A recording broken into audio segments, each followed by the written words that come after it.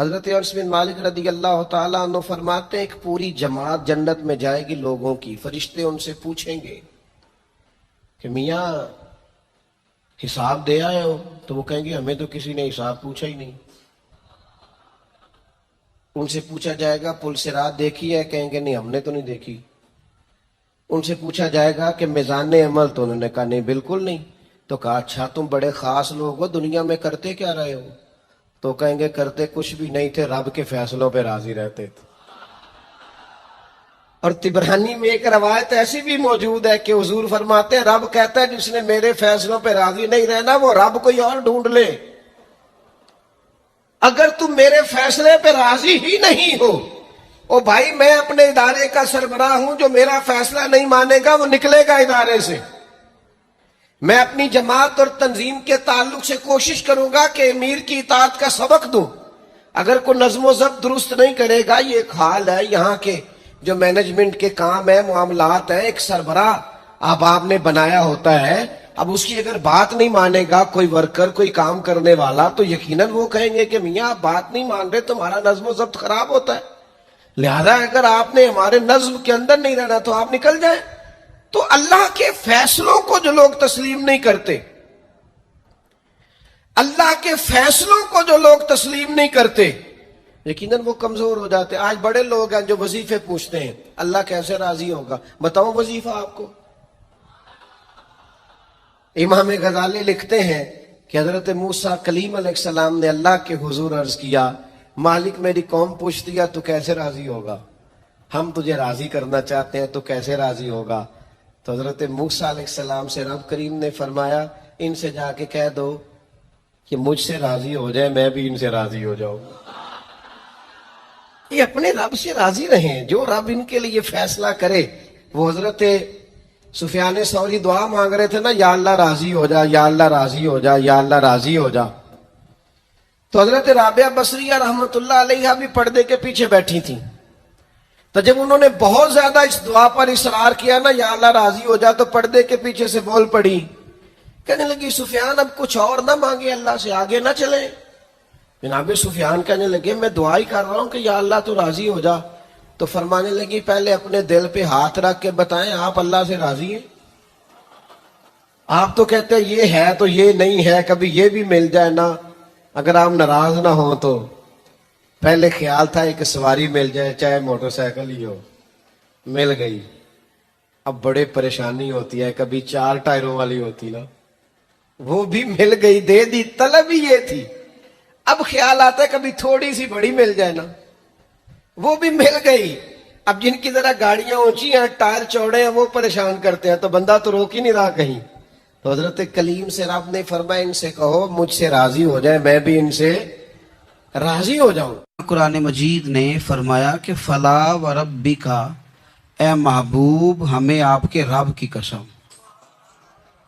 اے محبوب آپ کے رب کی قسم، لا یؤمنون حتی یحکموک فیما شجر بینہم، یہ اس وقت تک مومن نہیں ہو سکتے جب تک اپنے ہر معاملے میں آپ کو حاکم تسلیم نہ کر لیں۔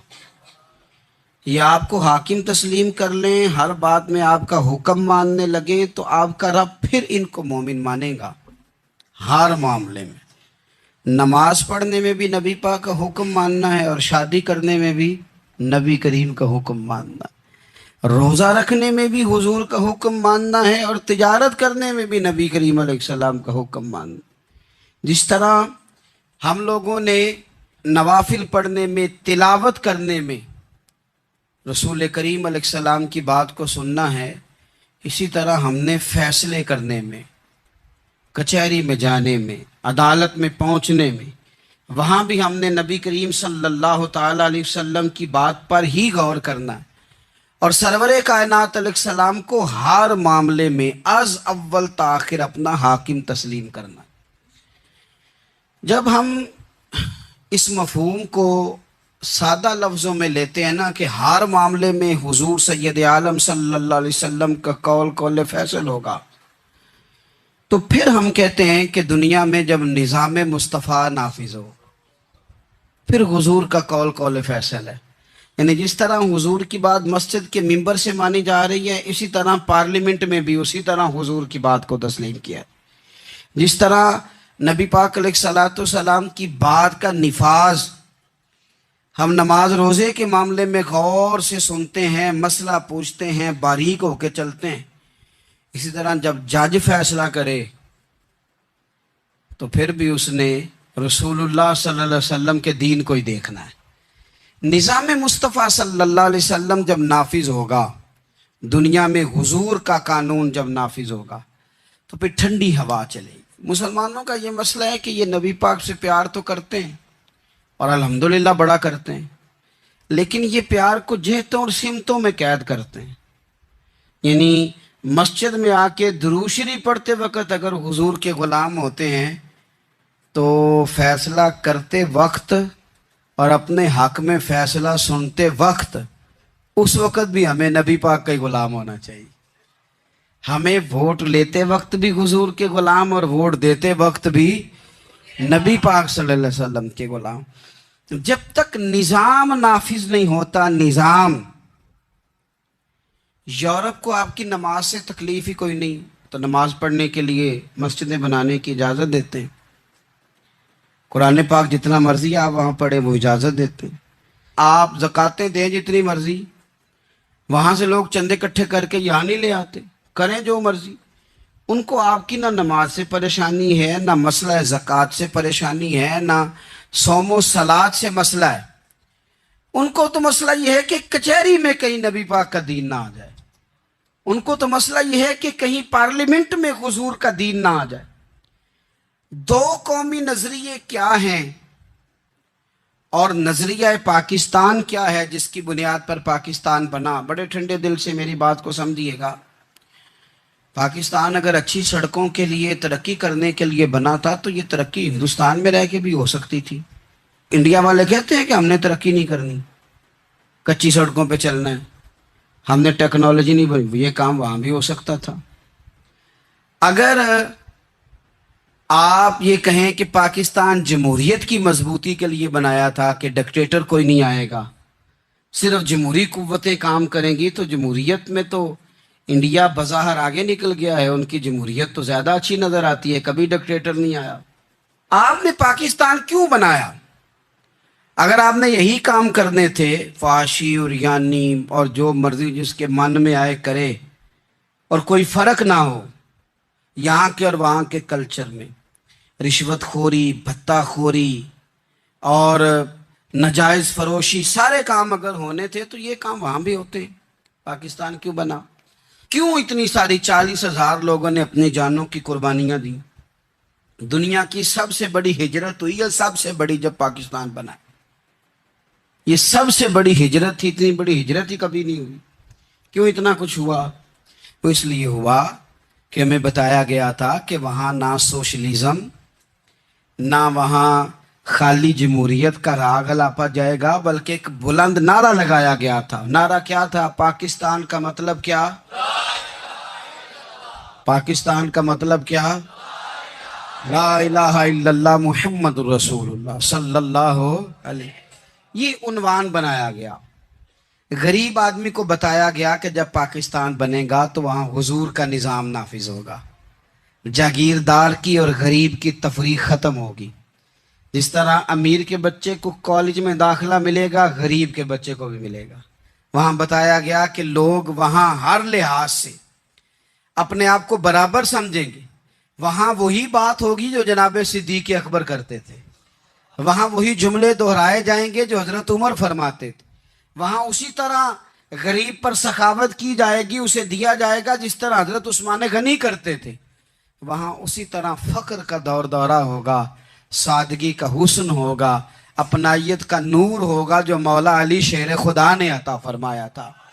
اس سوچ کی بنیاد پر پاکستان بنایا گیا، اس سوچ کی بنیاد پر، اور اسی سوچ کو آگے لے کر کے جایا گیا۔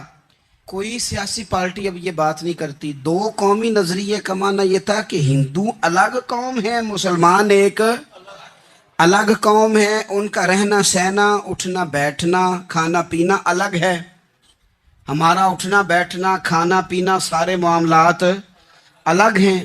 تہذیب و تمدن الگ ہے، لہذا ہمیں الگ سے خطہ چاہیے جہاں ہم اسلامی نظریات کے مطابق آزاد ہو کے اپنا وقت گزار سکیں۔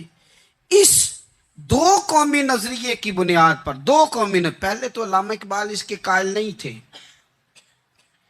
علامہ اقبال کا پہلے خیال یہ تھا کہ سارے جہاں سے اچھا ہندوستان ہمارا، یہ اقبال نے لکھا تھا۔ پھر اقبال کہتے ہیں میری سوچ بدلی، اور پھر میں نے کہا کہ نہیں، خطوں کے زور پہ نہیں، آپ رنگ نسل کے زور پہ نہیں، بلکہ کہنے لگے کہ اپنی ملت پر قیاس اقوام مغرب سے نہ کر، خاص ہے ترکیب میں قوم رسول ہاشم۔ آپ جو تقسیم کریں گے، یہ جو تقسیم ہوئی ہے نا عرب کی، یہ مذہب کی بنیاد پہ نہیں ہوئی، یہ تو ان کی ذاتی لڑائیاں تھیں، چھوٹا سا دبئی بن گیا، چھوٹا سا مسقط، چھوٹا سا ابو ظبی، یہ تو ان کی ذاتی لڑائیاں تھیں، قبیلوں کی لڑائیاں تھیں، جنگیں تھیں، چھوٹے چھوٹے ملک الگ سے تقسیم ہو گئے۔ یہ مذہب کی بنیاد پہ ایسا نہیں ہوا۔ دنیا میں جتنی ریاستیں ٹوٹ کر بڑی ریاستوں سے الگ ہوئی تو اس میں یہ تھا کہ ہماری قوم الگ ہے، ہم سردار علیحدہ سے ہیں، اس لیے ہم علیحدگی پسند ہیں۔ دنیا کے اندر دو ہی وطن ہیں جو دین کے نام پہ بنے، دو ہی اسٹیٹ ہیں جو اسلام کے نام پر وجود میں آئیں، پہلی مدینہ منورہ ہے اور دوسری پاکستان ہے۔ خالص مذہب کے نام پر یہ دو ریاستیں وجود میں ہیں، ایک مدینہ طیبہ اور دوسرا پاکستان۔ پاکستان کا مطلب کیا؟ لا الہ الا اللہ محمد رسول اللہ صلی اللہ علیہ وسلم۔ اس بنیاد پر اس وطن کو، خطے کو حاصل کیا گیا، یہی نعرہ لگایا گیا، یہی نعرہ محمد علی جناح لگاتے تھے، یہی ڈاکٹر اقبال لگاتے تھے، یہی نعرہ چودھری رحمت علی لگاتے تھے، یہی وہ نعرہ تھا جس نعرے کو تحریک پاکستان کے قائدین نے آگے پہنچایا۔ اس زمانے میں جو رائٹر لکھتے تھے ان کی تحریریں آپ آج بھی نکال کے دیکھ لیں، وہ کہا کرتے تھے کہ پاکستان قائم ہوگا تو امیر غریب کی تفریق ختم ہوگی، پاکستان میں وہی نظام آئے گا جو نظام رسول پاک صلی اللہ علیہ وسلم لے کے آئے، قرآن کو نافذ کر دیا جائے گا۔ یہ اس زمانے کے لوگ لکھا کرتے تھے، بیان کرتے تھے، اسی کا ابلاغ ہوتا۔ پتہ نہیں پھر کس کی نظر لگی، کیا ہوا، اور تحریک پاکستان میں جذباتی طور پر علماء نے کردار ادا کیا۔ علماء نے، حضرت مولانا عبدالحامد بدایونی، حضرت مولانا سید نعیم الدین صاحب مراد آبادی، حضرت مولانا عبدالعلیم صاحب میرٹھی، اور ایک بڑا نام امیر ملت حضرت پیر سید جماعت علی شاہ صاحب محدث علی پوری، 100 سال سے زیادہ عمر کے بابا جی، تحریک پاکستان کے لیے جلسے ہو رہے ہیں۔ بابا جی سے اٹھا نہیں جاتا، تو جس طرح 4 لوگ چارپائی پہ جنازہ اٹھاتے ہیں، اس طرح 4 لوگوں نے چارپائی پہ بابا جی کو اٹھایا ہوا ہے، امیر ملت سید زادے، اور چارپائی ان کی اٹھا کے جلسوں میں لے جائی جاتی ہے، اور وہ تقریریں کرتے ہیں اور کہتے ہیں سنو بھائی، جو مسلم لیگ کو ووٹ نہیں دے گا پھر ہم اس کا جنازہ بھی نہیں پڑھائیں گے، جو ووٹ نہیں دے گا ہم دفن بھی نہیں ہونے دیں گے اپنے قبرستانوں میں، جو ووٹ نہیں دے گا ہمارا مرید ہی نہیں۔ اتنے جذبات میں لا کے 40,000 لوگوں نے قربانیاں دی۔ ایک نظریہ تھا کہ ہندو الگ قوم ہے، مسلمان ایک، اور پھر پاکستان بنایا گیا۔ آج کیا دھما چوکڑی ہے، کیا ذاتوں پاتوں کی بنیاد پر؟ یہ تو ہندوؤں کا طریقہ تھا کہ وہ ذاتیں پاتیں گنتے تھے کہ یہ برہمن ہے، یہ شوتری ہے، یہ کھتری ہے، یہ فلانا ہے، یہ ہمارے گھر نہیں آ سکتا، یہ نیچ ہے۔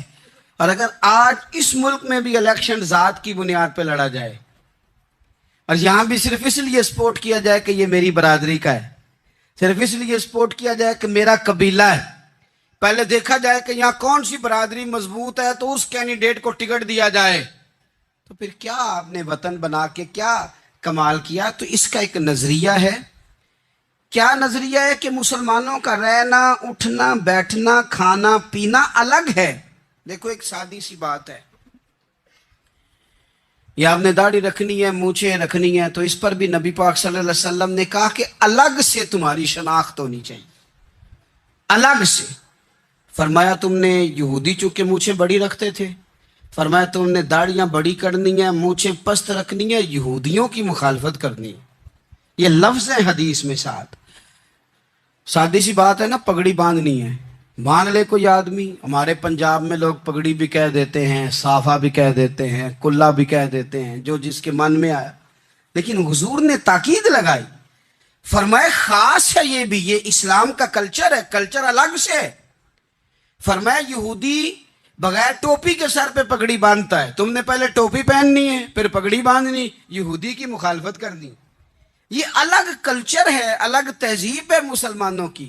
خاص ہے ترکیب میں قوم رسول ہاشمی.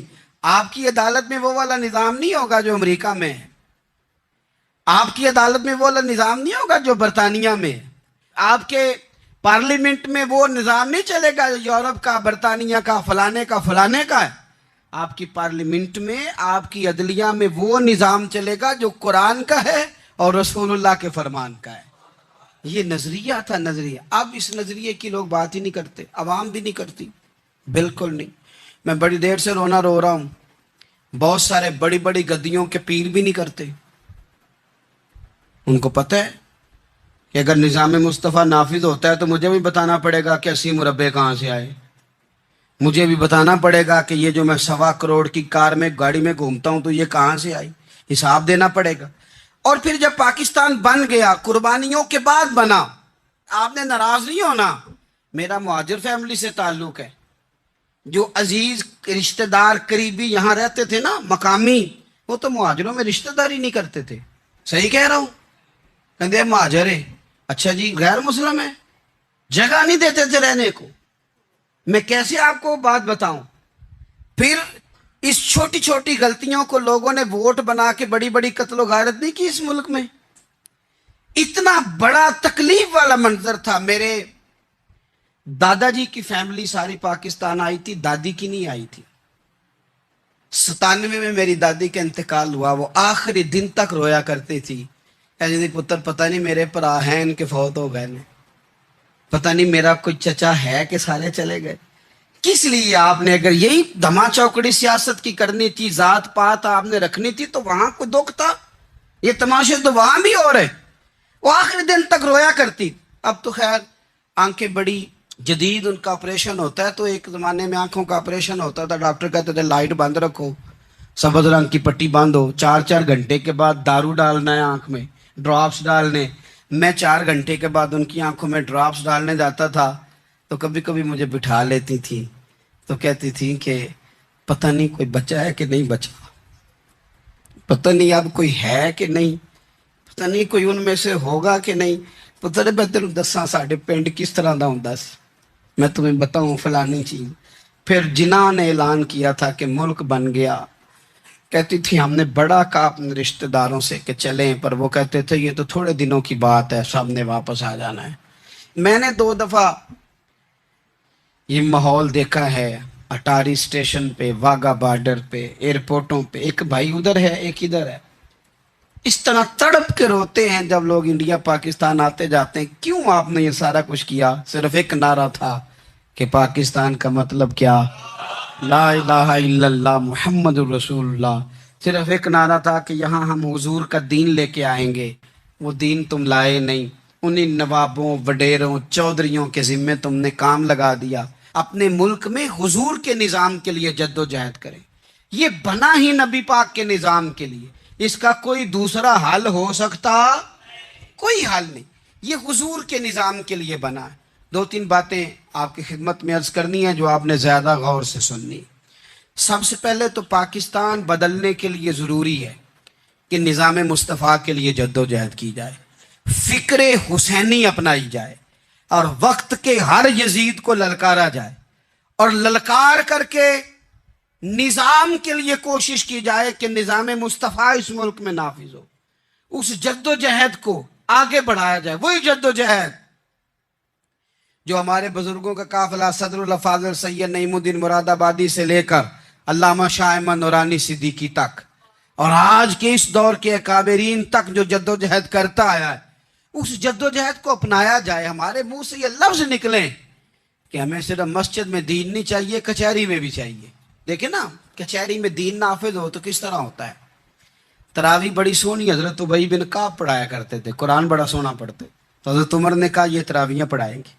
अब चूंकि कुरान अच्छा पढ़ते थे, अच्छा समझते थे, तो हजरत उमर ने फरमाया चूंकि कुरान अच्छा पढ़ते हैं लिहाजा चीफ जस्टिस भी इन्हीं को बनाना है, जिनको समझ हो कुरान क्या कहता है फलां चीज के बारे में। तो काजीउल कुजा जज भी हजरत उबई बिन काब को बुलाया। हजरत उमर पर एक बंदे ने मुकदमा कर दिया, हजरत उमर ने उन्हें काजी बनाया है, मुकदमा कर दिया। जनाब उमर पेश हुए अदालत में। पहले तो वो उठ के खड़े हो गए, फिर उसके बाद मुद्दई ने जनाब उमर से कहा कि आप गवाह दें। हजरत उमर के पास गवाह नहीं थे, तो उसने कहा ठीक है फिर आप कसम दें। तो हजरत उबई बिन काब रदी अल्लाह ताला अन्हु फरमाने लगे आपको अमीरुल मोमिनीन के साथ ये रवैया इख्तियार नहीं करना चाहिए। आप अमीरुल मोमिनीन से कसम का मुतालबा कर रहे हैं, आपको पता नहीं कि ये वो हस्ती है जिनकी रसूल पाक अलैहिस्सलाम ने गवाहियां दी हैं कि बड़े काम के आदमी हैं, इनकी फजीलतें हुजूर ने बयान फरमाई हैं, आप अमीरुल मोमिनीन से। हजरत उमर ने जनाब उबई बिन काब की तरफ देखा, हिमायत तो हजरत उमर की कर रहे थे ना, लेकिन ये निज़ाम मुस्तफ़ा है, ये हुजूर का दीन है। हजरत उमर फरमाने लगे आप इस मुकदमे का फैसला कर लें, बाद में आपको माजूल कर दिया जाएगा। ये आपने क्या कहा कि अमीरुल मोमिनीन से मुतालबा न करें। फरमाया मैं जितना मर्जी भी मुअज़्ज़ज़ हूँ तो नबी पाक की कायदे के अंदर ना, जो कानून हुजूर ने दिए मैं उसके अंदर हूँ। किसी का एजाज उसे कानून से बाहर लेकर नहीं जाता, मैं कानून में हूं और निज़ाम मुस्तफ़ा की साए के नीचे हूं। सबसे पहले तो निज़ाम मुस्तफ़ा का मुतालबा करें। दूसरा मैं आपको एक बात अर्ज करूं, एक होता है घर, एक होता है कब्रिस्तान, एक होता है घर, एक होता है डेरा। इन दोनों में फ़र्क है। हमारे हुक्मरानों और सियासतदानों के लिए पाकिस्तान या तो कब्रिस्तान है यहाँ डेरा है। अगर कोई मर जाए तो यहाँ ला के दफन कर देते हैं ताकि पता चले हम यहाँ के बासी हैं। यहाँ डेरा, डेरा आपको पता है ना, पंजाबी में डेरा समझते हैं, फार्म हाउस, बैठक, समझ में आता है ना मसला। डेरे पे ना लोग मकान नहीं बनाते थे, अच्छा बावर्ची खाना नहीं बनाते थे, क्योंकि डेरे पे सियासत करनी होती है, कोई दो चार बंदे आए बैठे चाय शाय पी चले गए। रिहाइश जहाँ होती है वहाँ सोने के लिए, बैठने के लिए, आराम करने के लिए, किचन, बावर्ची खाना, खाने पीने के लिए, वहां अपने घर वालों के लिए बंदा बंदोबस्त करता है। पाकिस्तान को तो डेरा बनाया हुआ है। यहां तो ये आते हैं डेरेदारी करने के लिए। सियासत की 4 दिन, लोगों को कायल किया, इलेक्शन लड़ा, जीत गए तो रह गए, हार गए तो चले गए, और जब जीतने के बाद भी हुक्मरान रहे तो रहे, न रहे तो चले गए। ये तो डेरा है। लेकिन डेरे में ज्यादा नुकसान चौधरी का नहीं होता कि वो चौधरी बना हुआ है, ज्यादा जालिम वो होता है जो अपने आप को कमी समझता है, वो नुकसान करता है, चौधरी का भी, चौधरी के बच्चों का भी। वो उसे तकब्बुर में मुब्तला करता है, वो उसको कहता है कि तू बादशाह सलामत, वो उसका दिमाग खराब करता है। इसलिए शेख सादी कहते थे बहुत सारे लोगों को उनके मुशीर तबाह कर देते हैं, तू बल्ले बल्ले। तो पाकिस्तान इन लोगों के लिए या डेरा है या कब्रिस्तान है, घर तो मेरा और आपका है। लिहाजा हमने इसे घर समझना है, सिर्फ अपने घर को नहीं, हमारी गली भी हमारा घर है, हमारी सड़क भी हमारा घर है, हमारे पार्क हमारा घर है, पब्लिक प्रॉपर्टी सारी हमारी है। हमने हुक्मरानों का सिर्फ इंतजार नहीं करना, हमने रैपर देख के फेंकना है कि घर हमारा है, हमने सड़क पे कचरा देख के फेंकना है कि घर हमारा है, हमने इसके जर्रों से, इस वतन की मिट्टी से प्यार करना है। और ये आप छोड़ दें कि सिंध में फलाने की हुकूमत है और खैबर पख्तूनख्वा में फलाने की हुकूमत है, पंजाब फलाने का है और बलूचिस्तान फलाने का है, ये बातें आप छोड़ दें। खैबर पख्तूनख्वा भी दरवेशों का है, हज़रत बाबा अब्दुल रहमान का है, पीर उस्मान की शरीफ का है खैबर पख्तूनख्वा, सिंध हजरत अब्दुल्ला शाह गाजी का है, और पंजाब बाबा फरीद का है और दाता अली अजमेरी का है। तो मेरे अजीज, सबसे पहले तो निज़ाम मुस्तफ़ा का मुतालबा करें, फिर इसकी सफाई में, सुथराई में, तामीर में, तरक्की में अपना किरदार अदा करें। तीसरी बात यह कि लोगों को ये बात समझाएं एक दूसरे को कि बहुत ज़्यादा खुद गर्ज ना बने, फ़कत अपने घर की फिक्र छोड़ दें। یہ ملتوں کا طریقہ نہیں، قومیں اس طرح نہیں بنتی. فقط اپنے گھر کی فکر کرنا. ایسی ہوا چلی ہے کہ ہر شخص سوچتا ہے تمام شہر جلے بس ایک میرا گھر نہ جلے. یہ فکر چھوڑ دیں. دیکھیں نا، ہمیں بتایا گیا، نبی کریم صلی اللہ تعالی علیہ وسلم کے فرمان نے بتایا کہ 40 گھر آگے، 40 گھر پیچھے، 40 گھر دائیں، 40 گھر بائیں، یہ تیرے پڑوسی ہیں. اور سخاوت تو کہاں سے شروع کر؟ حضور نے جناب ابو ذر غفاری سے فرمایا تھا کچھ نہ ہو سکے تو شوربہ ہی زیادہ پکا لیا کر، اسی سے پڑوسیوں کا بھلا کر. اپنے ارد گرد تھوڑا دیکھیں ہم کس کے کتنے کام آ سکتے ہیں. اور اگر کسی کے گھر میں کوئی پریشانی ہو تو اسے ختم کرنے کی کوشش کریں. اگر ہمارے دائیں بائیں کوئی آدمی کسی غلط چیز میں ملوث ہو تو دور کرنے کی کوشش کریں. کیوں بھلا؟ اس لیے کہ پڑوسی کے گھر کی آگ صرف اس لیے نہیں بجھانی چاہیے کہ اس کا گھر نہ جل جائے. پڑوسی کی آگ اس لیے بھی بجھا دینی چاہیے کہ اگر اس کے گھر سے آگ نہ بجھائی تو وہ ہمارے گھر بھی آ جائے گی. اگر ساتھ والے کے گھر کی آگ نہ بجھائی جائے تو وہ ہمارے گھر بھی آ جائے گی. اس لیے اس وطن میں جتنے گھر ہیں وہ سارے اپنے.